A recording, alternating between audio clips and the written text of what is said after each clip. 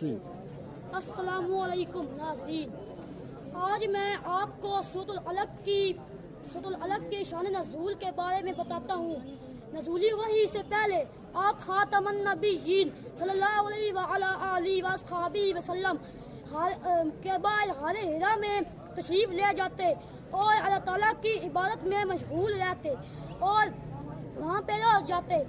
ایک دن غار حرا میں حضرت جبرائیل علیہ السلام آئے اور انہوں نے کہا، حضرت محمد رسول اللہ خاتم النبیین علیہ وآلہ وصحبہ وسلم پڑھیے۔